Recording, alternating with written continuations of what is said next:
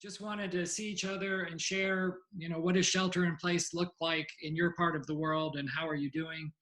And I had prepared to talk just a little bit that first time, as you recall, what I call the basics of the basics of the basic.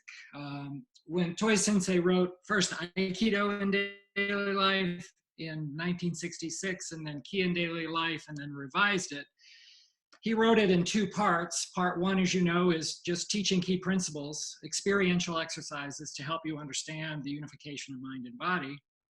And then I said, Toi Sensei always talked in a unit about the first 3 chapters of the second half of the book, which is how to apply key principles in daily life.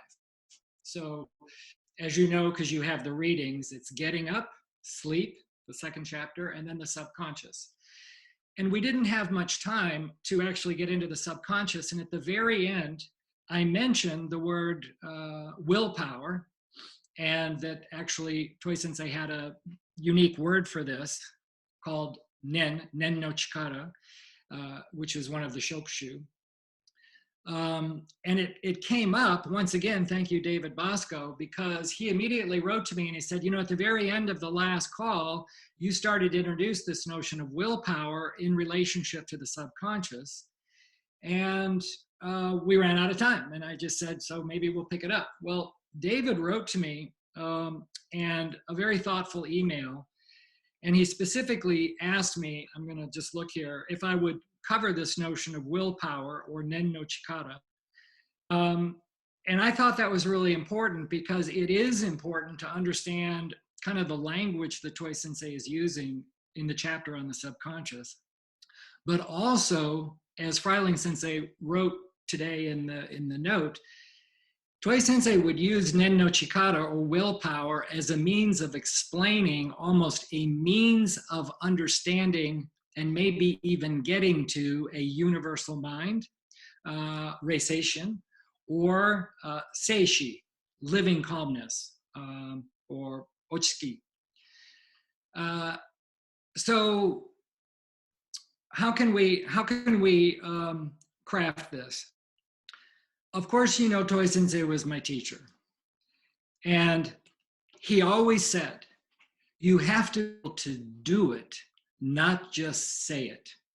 And he was referring, usually in Ki class, that you can't just talk about this. If you're going to teach it, then you must be able to execute. You must absolutely be able to demonstrate unification of mind and body, and help people to understand that by you teaching them directly, giving them the feeling. So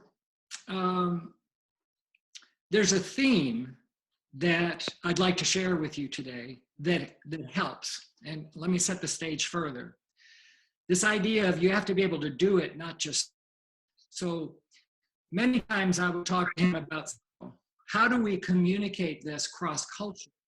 That's what I was doing when I was in Uchideshi, trying to figure out how can we demystify Japanese Buddhism, and specifically understanding the relationship between the mind and body in Japanese Buddhism.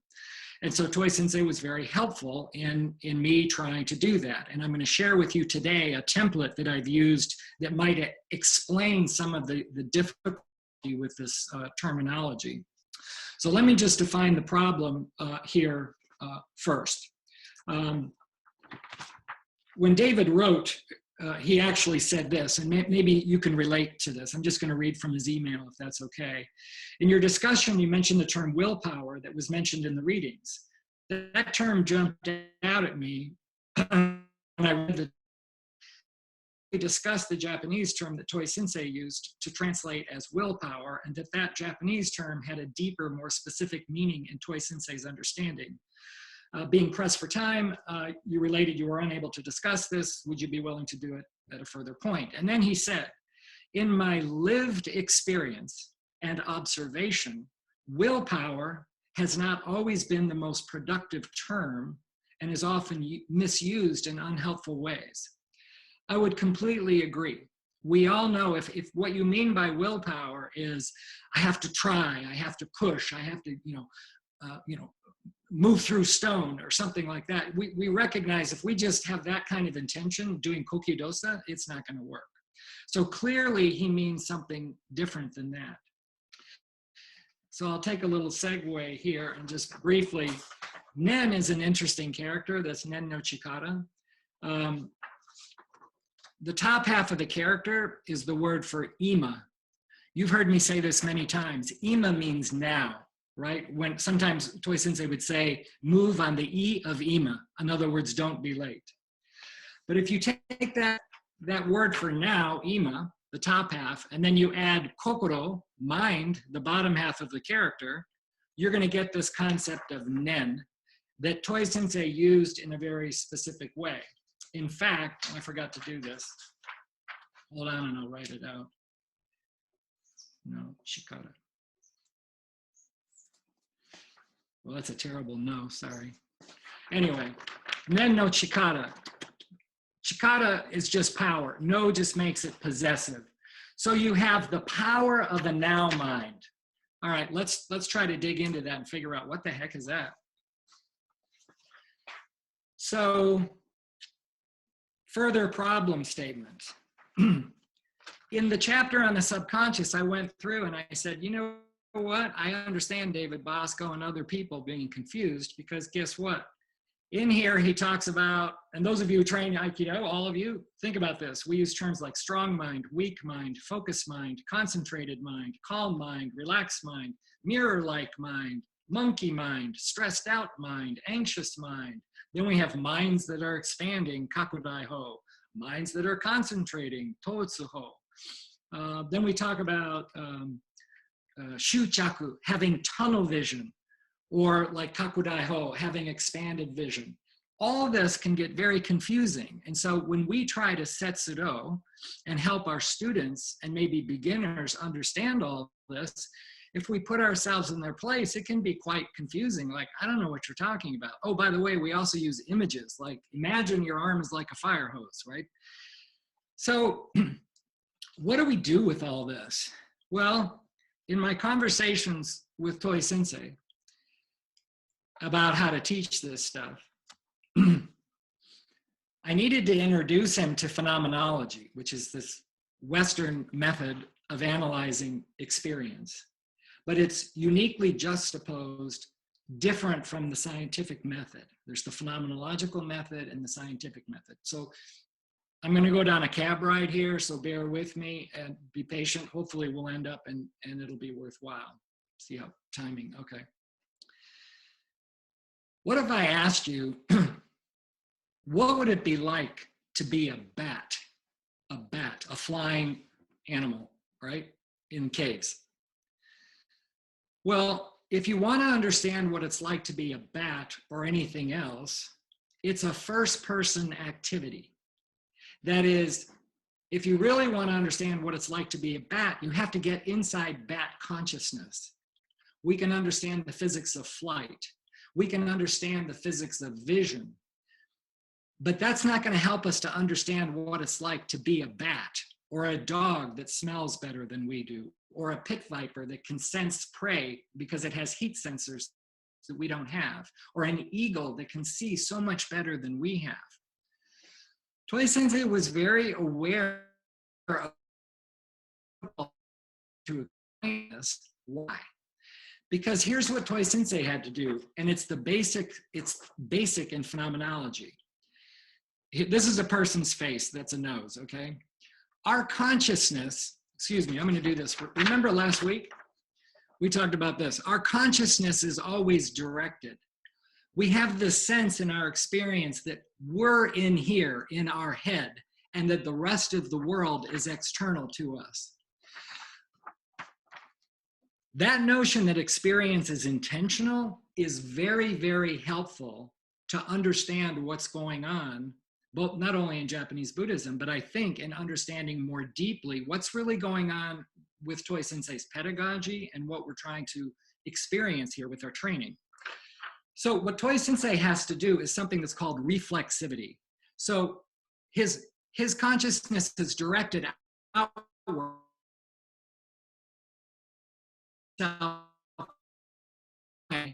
Koichi actually experiencing in my own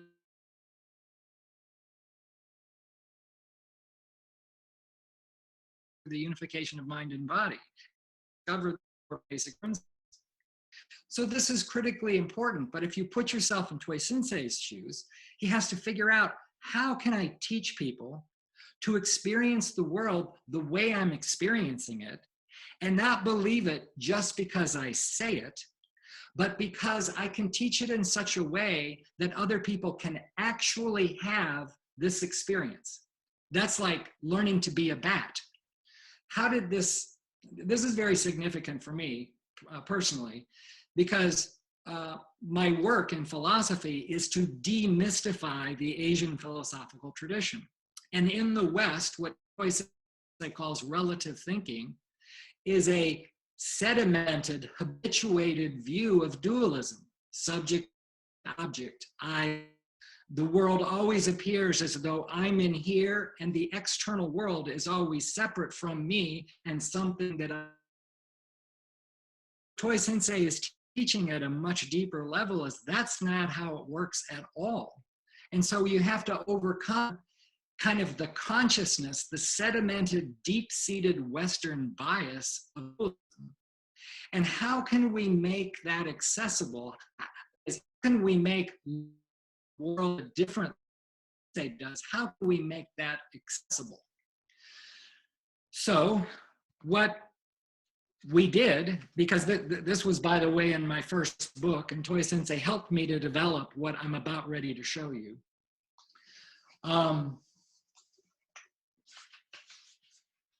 Actually, Rich, do you have that screen share?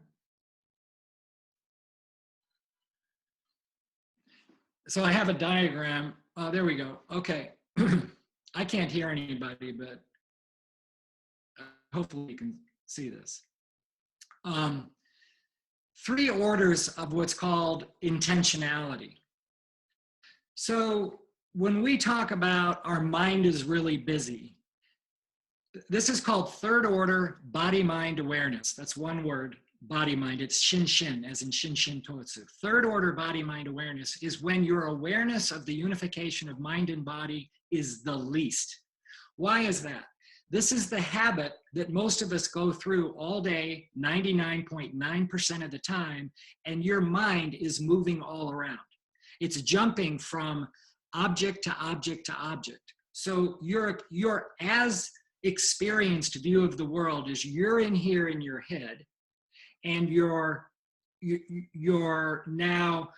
attention goes from thing to thing to thing. From the moment you get up, what time is it?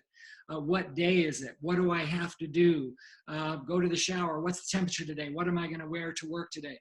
All these different decisions are flooding you, and that's normal. That's our consciousness. But in our training, what we try to do is we have various methods, including breathing and meditation and Aikitaiso and even Aikido arts, to help us to minimize all those vectors, all those intentional constructions, and just focus on one thing. And so what we're learning how to do, and Toy Sensei says, one of the skills I'm teaching people do is to focus and to concentrate. And it takes practice and it takes training. And that's what he's saying in the chapter on the subconscious mind. Is it possible to actually have what is called a non-intentional experience, one in which the subject-object dichotomy, self-other, completely falls away? And yes, that's reization, that's living calmness, that's clearly what a mode of awareness that we're perfectly capable of, but we have to stop the ingrained habit of constantly projecting our intentions on the world. And so, okay, Rich, you can take that down now. If you keep that template in mind, I'll pull it up. I can't see all of you, but Rich, raise your hand. Is this going okay? Can people hear me? Am I okay? Okay, good. So the real critical thing here, let me talk about this second one. The power of a now mind is the kind of concentration that can sustain itself over time. The way Toi Sensei tries to teach this is that the object of our meditation, the X, the singular focus of our concentration, is something that is not static, but dynamic. I'm going to give you a little experience to help you understand that. And some of you have done this before with me. I'm going to ask you to go through a concentration exercise for just a short time. I'm going to give you something, an object, an X, and we're going to try to do a second order experience. And I'm going to ask you to concentrate on this beautiful cup that Osterumov Sensei gave me, 20th anniversary, St. Petersburg. Thank you, Igor. Anyway, let's use this as an example. I'm going to ask you to, I'm going to hold this up, and I won't tell you for how long, but when I say please begin, what I'd like you to do is to softly close your eyes. First, get a nice image of this wonderful cup that I'm holding in my hand. And then when I say please begin, I'd like you to close your eyes and keep your eyes closed and until I say, okay, you can open your eyes. And all I want you to think about the whole time is just this cup. Okay, you ready? Okay, please begin.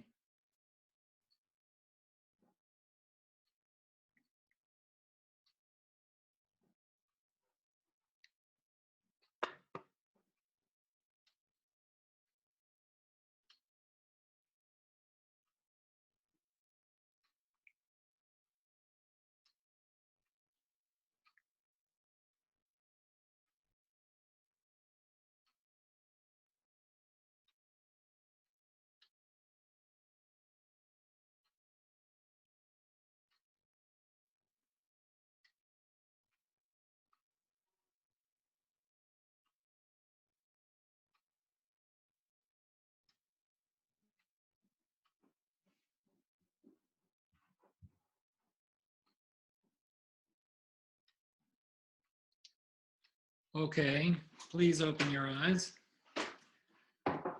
So what I'd like to do is ask you a few questions now. Can you remember during that period, what you thought of in the beginning of that period, what you were thinking of maybe in the middle of that period, and at the end of that period? I think all of us can do that. And that tells us that maybe the concept of time, the passage of time, is very much a function of the structure of our consciousness. The passage of time is actually a function of our intentionality. Kind of like the phrase, time flies when you're having fun. When you're in class, it's a great class, you're just totally into it, and then suddenly the class is over and you go, wow, I was having such a good time. Are we done already? That's incredible. Because you're so engaged, that's part of your intentionality, you're not aware of the passage of time. But what about those classes in school that was your least favorite class? Organic chemistry. Man, that class was slow. I mean, really slow. I'm looking at my watch every 2 minutes. Why? Because it was hard for me to stay engaged. And when that happens, you're more aware of the passage of time. Toi Sensei is very aware of how intentionality affects our personal experience of space, time, even language. And so it's this reflexive look. What did I do with that? Anyway, that reflexive look back at ourselves that helps us to understand this. Further, so not only was it time a function of that, by the way, that was 45 seconds. Some of you may have, if I were to ask you, as we could in a class, but it's hard right now, some would say, okay, if I said, what did you think about? Let's make a list on a whiteboard. And it could be, well, I thought of the shape. I thought of the wording. I thought of the 20 years of what that you mentioned. I thought of, I wonder if it has anything in it. I have my eyes closed. I'm wondering, I wonder if he's still holding it up. Or I have my eyes closed and I'm wondering, I wonder how long he's going to have us do this. If you had all those kind of different things going on, or some version of them, you were in a third order mode of awareness because your mind was jumping all around, because a coffee cup is an object that's really, really difficult to concentrate on because your mind wants to move. And yet this coffee cup is static. That is, to your vision, it's static. I know I can, create heat and speed up electrons, and I know this is ultimately dynamic, but it looks to us like it's a static object. All right, when we do breathing and meditation, what does it mean when Toi Sensei says, just focus on your breath in and out? Why breath? Why is key breathing so critically important? Because breathing, a way to train yourself to get here, you can't try to get here. By definition, trying is an arrow. So this is a complex mode of intentionality. Your mind is really busy. This one is your mind is focused, if you can. So when you concentrate on a coffee cup, whoa, that's hard. But if you concentrate on your breath, which is always moving, your breath is dynamic. So I wrote about this in the Body-Mind Experience in Japanese Buddhism, and then 30 years later when I wrote Living with the Wind at Your Back, the chapter of relaxation also has a whole section on consciousness explained and explaining all this that I'm trying to share with you now. So there is another resource for this. The interesting thing about this, look at the clock, yeah, the interesting thing about this is that in the Asian philosophical tradition, mantras, which are sounds that you utter in meditation, mandalas, which are diagrams used in meditation, which have a theme that is also dynamic. So uttering a sound is dynamic. Mandalas, if you understand how to see the mandala as a vehicle for meditation. Actually, there's a beautiful, I don't know, I just thought of this, Igor, I know you're on the call. At the Hermitage in St. Petersburg, there's a whole section on just mandalas in the Asian art section. That's just beautiful, and you can see all these different bodhisattvas, meaning there's a thread. So you have to understand the thread so that in your meditation, because your mind wants to move, you can keep it on a constant thread using this diagram. Or how about mudras? Let me move this so you can see. So, mudras that Toi Sensei would also teach sometimes. Mudras are also an activity used in Buddhist practice, which is a dynamic activity. Again, you focus on an X, a mandala, a mudra, a mantra, your breath, or as is the case from Fukan Zazengi, the manual that Dogen Kigen wrote on how to sit in Zazen, and Toi Sensei studied Zazen early on, even before Ichikukai. So Toi Sensei was very familiar with this, and in that manual is the idea of before you sit, rock, half, half, half, half, which is exactly what Toi Sensei is teaching. He's picking up on this idea of nibun no ichi, half, half, half, half, half, because that never becomes zero. And when it never becomes zero, it's a thread that's dynamic that can continue over time. Okay, here's the clincher, because I know I'm almost out of time.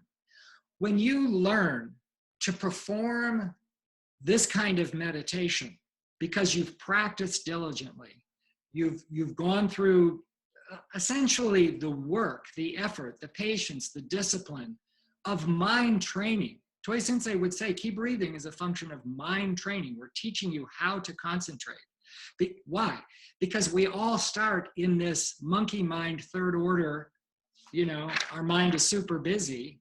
We need a second order something to help tame, calm all this activity.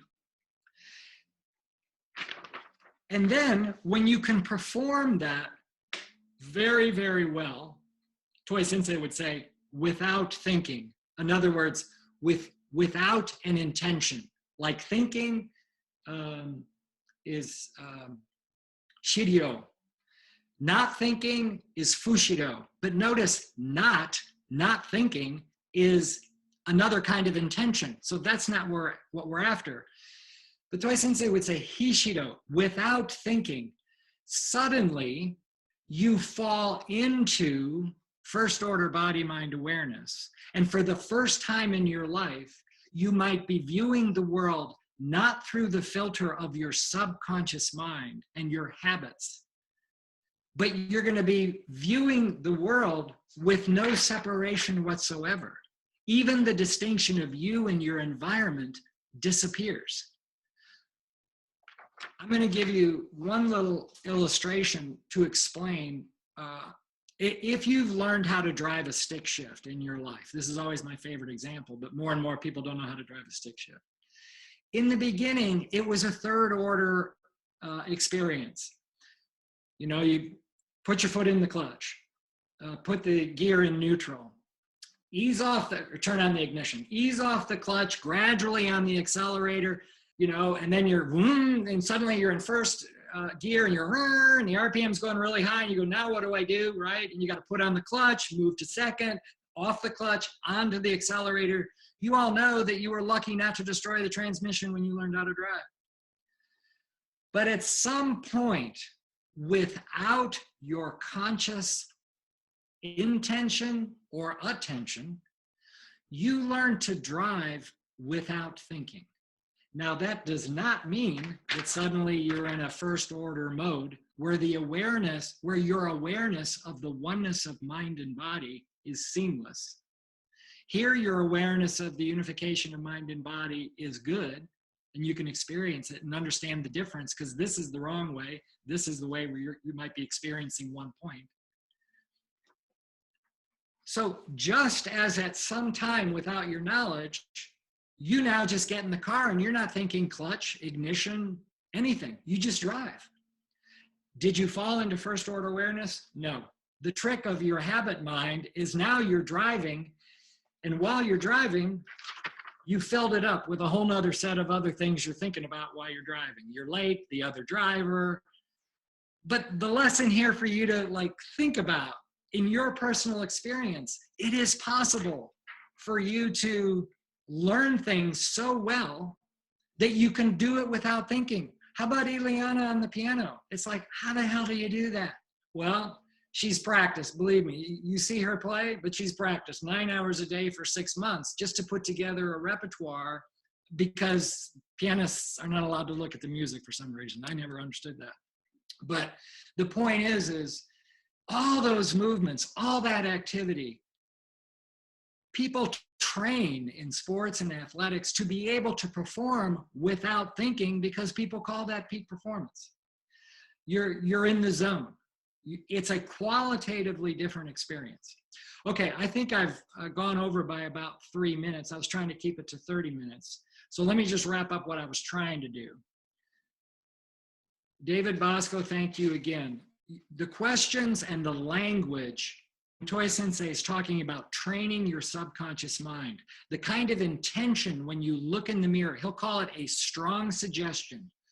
A strong mind versus a weak mind. A weak suggestion, if you're trying to do that activity before you go to bed, or looking in the mirror, or having your positive self-talk, or a personal development affirmation, all these things are X's.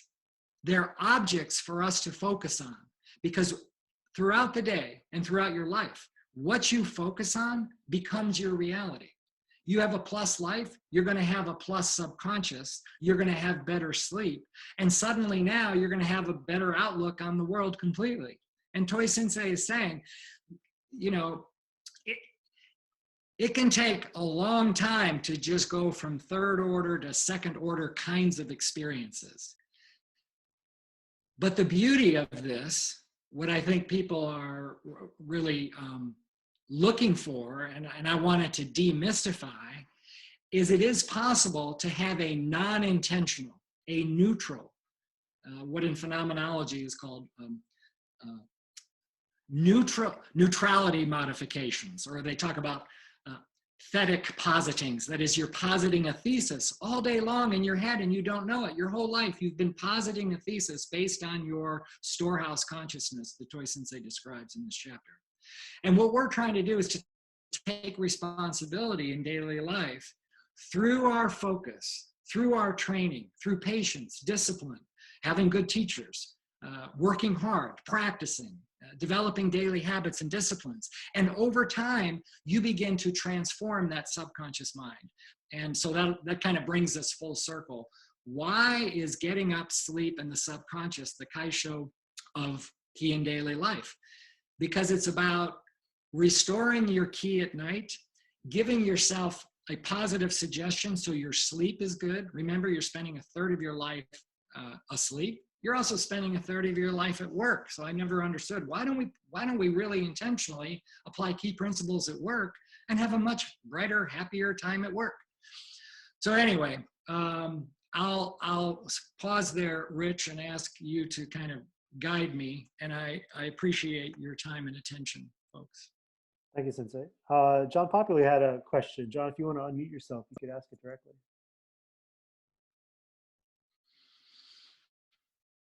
There we go. Yeah, Sensei, thanks so much for sharing on this topic again. I had a question about the your description of second order awareness, where you're talking about second order awareness having the intention focused on a single object. Does that mean that that second order awareness is awareness of only a single object of attention to the exclusion of all else? No. It's just the object of your attention. And actually, there's a whole language for this. So thank you, John. The language is what's referred to as the horizon of your experience. So let's say I'm looking at well, anything. I said the coffee cup. The coffee cup for me has personal meaning with respect to all of my friends in Russia. Mm-hmm. And so when I'm looking at that coffee cup, for example, it's okay for me to bring to it the kind of historical information that's a part of my lived experience that has to do with the coffee cup. It would be wrong for me to try to see the coffee cup somehow disconnected from me, my life, including the spatial horizon that the cup sits in. Toi Sensei gives this some attention too, as is done in phenomenology, so it was a perfect fit.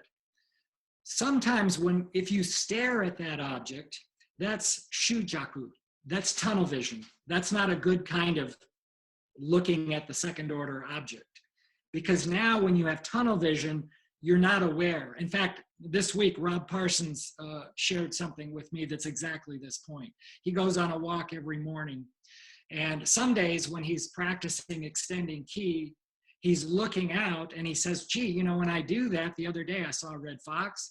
I'm aware that there's a herd of deer here near where I walk.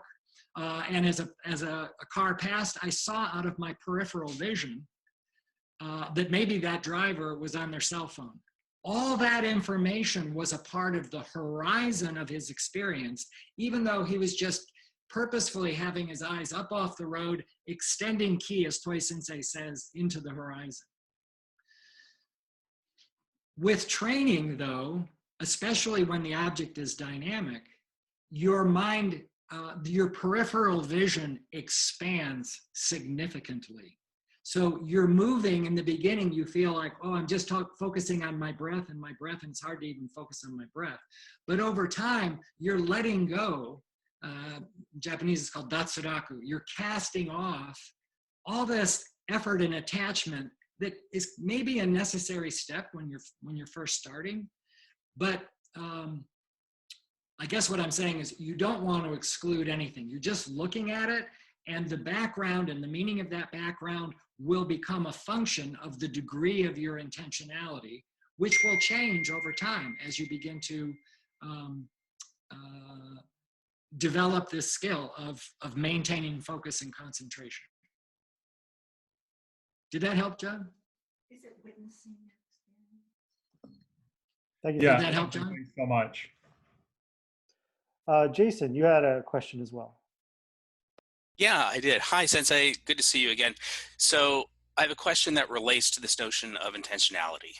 So in my dissertation, I talked a lot about phenomenology and intentionality, and I'm kind of curious about your perspectives about intentionality and key from the standpoint of different ways in we can look at the subject-object relationship, such as the experience of key versus having an experience with key versus the phenomenology, kind of this a post perspective of looking through an experience. So an experience through, or perhaps translated as experiencing key, just looking at different philosophical points of view. I'm not sure I follow that, Jason, but let me take a quick shot, and you tell me if this makes sense or not. When Toi Sensei, for example, your question is making me think about something I didn't say about Nen no Chikata. So if I'm off the mark, just let me know, Jason. In philosophy, we have different fields. One is called epistemology. This is just episteme, knowledge, plus logos, the study of how we come to know. That's like this activity of how do we learn and process information? How does consciousness actually work? What is it like to go through this whole viewing lens? But ontology, ontos meaning being, plus ology, the study of being or existence, that's more like discussing, well, what is reality really like? And for Toi Sensei, that's monism, and it's basically the key of the universe. So there's a distinction. He uses phrases like Nen no Chikara, the power of your will mind, or the power of your now mind, when properly focused, when properly trained, when you can habituate that sustained concentration, as in key breathing and key meditation, so much so that any effort falls away, you are now experiencing that first order experience. Toi Sensei's ontological description of reality would say, that's reization. That's you are now presencing genjo, like Shimpo Uchure Kanno Soku Genjo, that we've heard. That genjo means to be present. And so he's saying how we're present is the power of the noun mind. That's like how you're going to get there. That's like an epistemological description.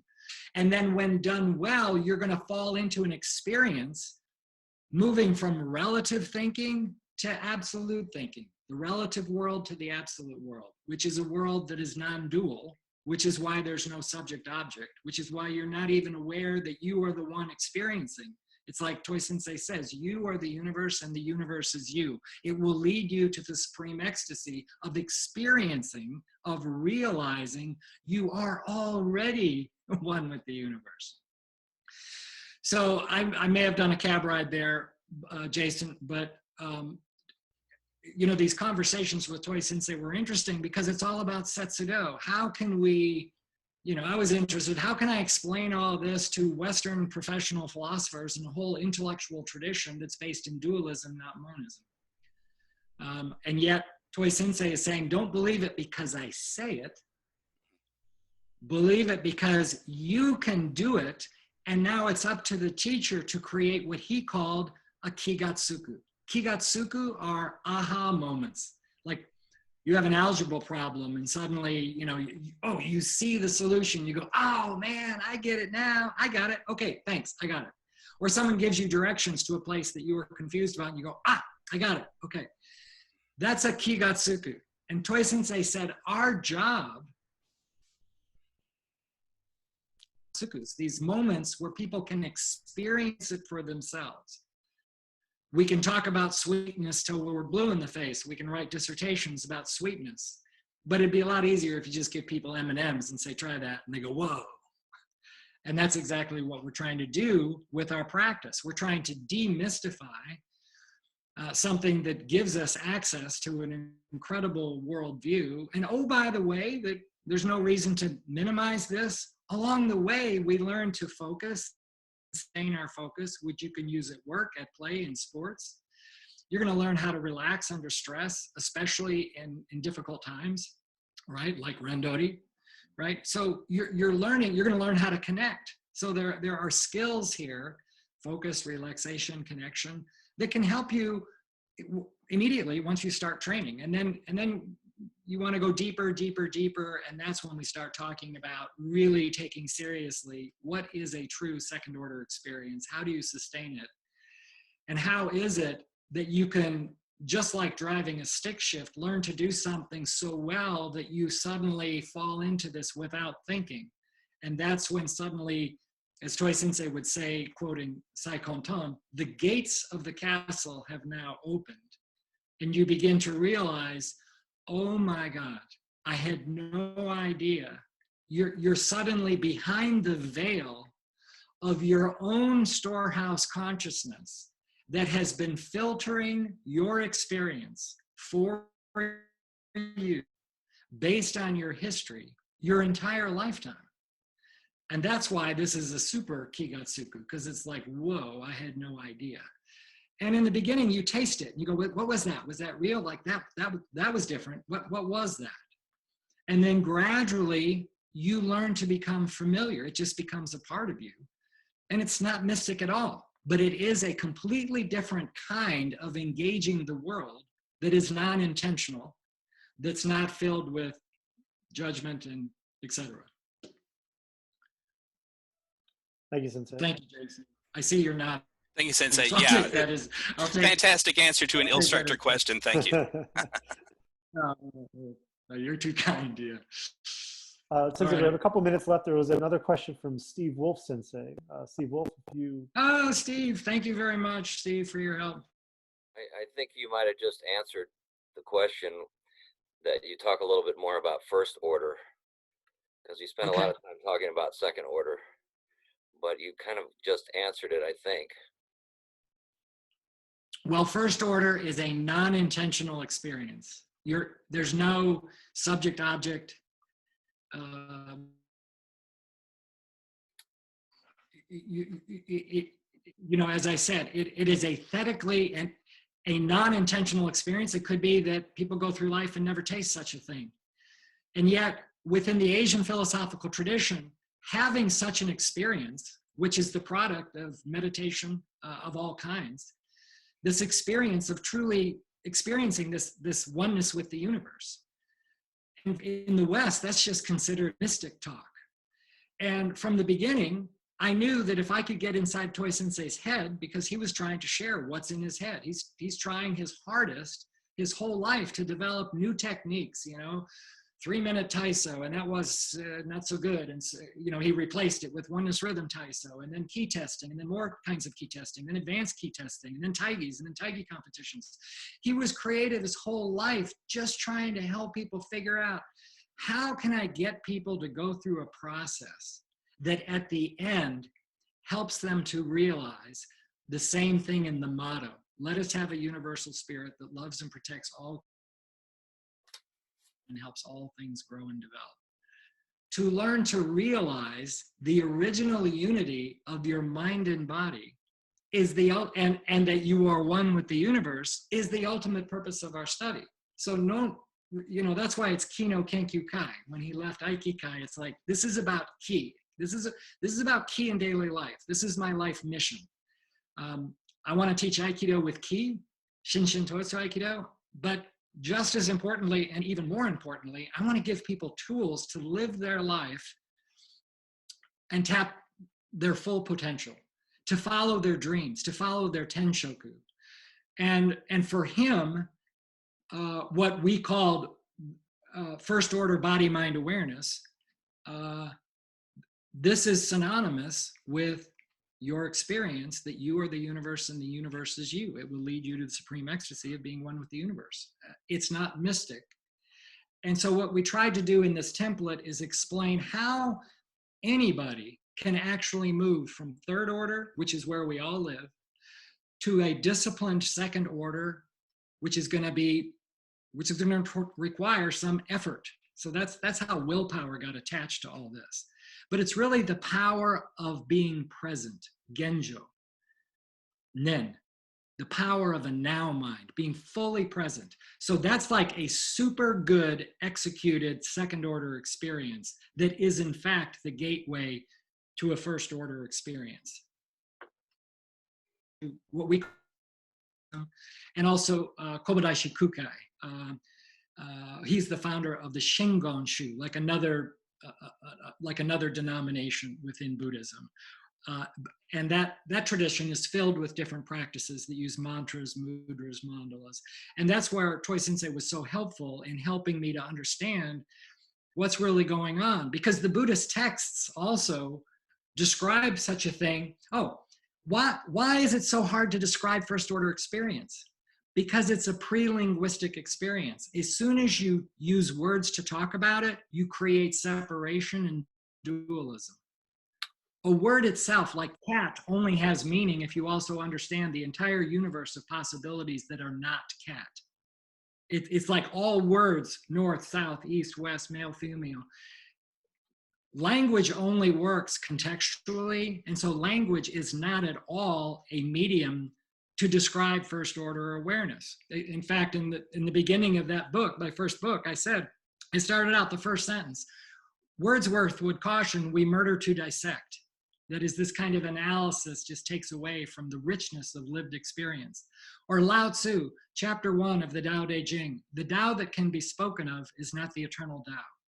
Or Moses up on the mountain asking Yahweh, the Lord of history, what shall I call you? And Yahweh says, I am who I am. Language covers.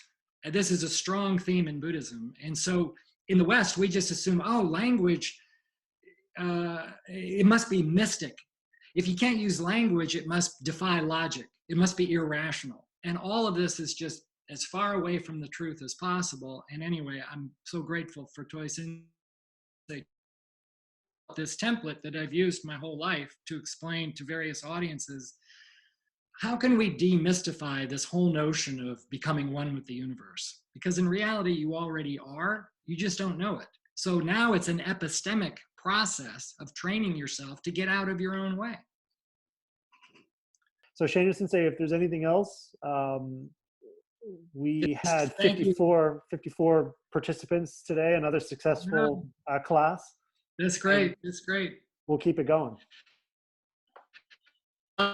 This is all new. I love to share. This is what I love to do, and I'm grateful. I feel blessed, and that you guys are out there and are interested in this kind of exploration that we can now do online. It's, maybe it's opening up a whole realm of possibilities for us to stay connected. I mean, on this call, there's people from all over the world, and that's amazing in terms of how we might be able to answer questions and communicate. Obviously, it doesn't replace the dojo, but because that's where you can really get a kigatsuku, because you're actually interacting with people and experiencing the difference between unification of mind and body or not. But you can apply that, as I said last week, in your daily life. So I'm inspired by your attendance and your enthusiasm for this kind of thing. We're making it up as we go. I'm open again for suggestions. So far, Bosco Sensei was 2 out of 2 in terms of what do you want to talk about. But if you find this helpful, let me know. I mean, I want to talk about whatever you guys are interested in. And so what the heck, let's just keep the dialogue going. And I wish you all safety and good health, and ganbatte.